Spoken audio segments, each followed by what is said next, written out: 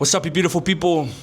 Welcome to the review of the Round 2 Rugby League Ipswich competition here live on the Breakdown Potty. We're going to quickly run through the Round 2 scores.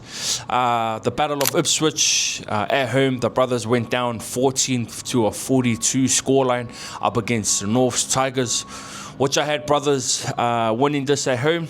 However, North said, I don't care. West End at home, they've been defeated by the Fuss Front Bombers 50 to 22. The game of the week that I attended there at Goodna on a Sunday afternoon. Weather was immaculate, pretty much no excuse in terms of scoreline. Redbank pretty much came out, and from their first kickoff, I thought, damn, this could be a replay of last week.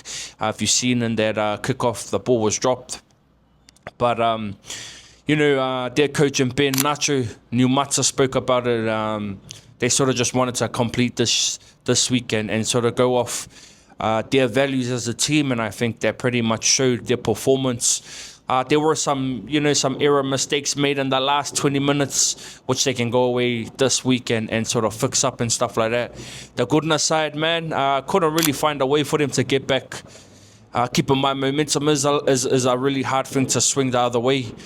I pretty much kept an eye on the captain there in Phil's one, and I think he struggled really hard to sort of get his team to gel together and get back in the fight. They did obviously score a try right on halftime. I thought that may be their way to come back in, but Redback really sort of had them by the neck and made it a real dog match there. I thought the Redbank forward pack were immaculate.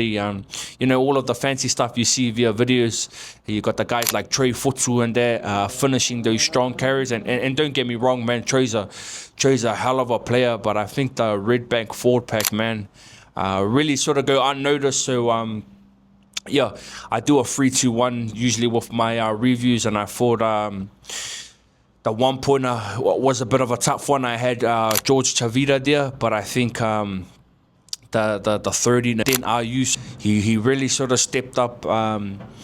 I felt like last week's game against Brothers, he was pretty much the one in the middle, sort of trying to keep that team together and keep them in the fight. He did exactly the same. He was massive in the middle.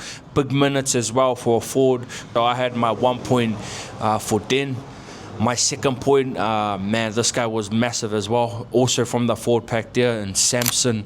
So Aso, you can't sort of misplace him. He's got that bright pink headgear, strong carries, a lot of minutes in him as well. And when you've got a guy like that just continues to go forward, you must love to be a sort of 6 and 7 off the back of that shape. So Samson really did have a massive game. Both boys scored a try too, in Samson and Den.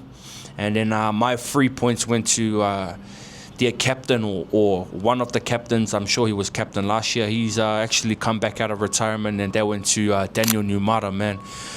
Daniel Numata was massive in the middle, similar to both boys, man, engine, but it's more so the work off the ball. I spoke to Ben about it after the game around their family call, and you could hear Daniel sort of barking those orders, and I think it was a massive improvement from last week. Obviously, Daniel didn't play, so you could see the difference. But you got guys like Khan that also didn't play. That sort of just shifted the energy levels and just made it a bit more professional. I know this game, a lot of those boys would have got up. There's been some back and forth behind the scenes stuff with Goodna Redbank that I'm not 200% sure what is it. But man, I think that Redbank boys can walk away with their head held high. But I went with my 3 points to Daniel Numata. My second point went to Samson Sawaso, and my 1 point went to Den Ayu. But man, there was also big players in George Chavita. I thought he really controlled his discipline this week, and that was a massive a win for him. He did sort of give it to me after the game, because I did tip Goodna coming away with the win, so apologies there also. I did say on my post yarns that it was Chat GPT, but it was just Chat Pepelo. But that was probably the Redbank side I've been waiting to see. Sort of reminds me of an Odahu forward pack from back home in the Fox Memorial. But I think for Redbank, we want to see that full 80 minute from them. Good now. I think it's just one of those games where the boys just didn't turn up in the changing rooms before the game even started, and there was a bit of disconnection in terms of like gelling together as a team. And I mean, when it only takes so many times behind the try line where you sort of fall out of place, and I think they fell out of place real early. And when you're behind a momentum and a forward pack like Redbank, credit to Doug, man. I thought Doug was massive off the bench. But what a wrecking force, a lot of speed, power, footwork as well, great leadership too, and makes sense, man. Doug's come from a professional, semi-professional background, so it's good to see him running around back in the A-grade comp. So yeah, that was definitely the game that I was excited to see. That's sort of my review of the round 2 Rugby League Ipswich comp. Make sure you're following the Breakdown Potty for all your grassroots, especially the Rugby League Ipswich A-grade competition here live on the Breakdown Potty. And as always, let's go. The breakdown, we want the shakedown that we break down on social platforms. Check out the breakdown on social platforms. What's up?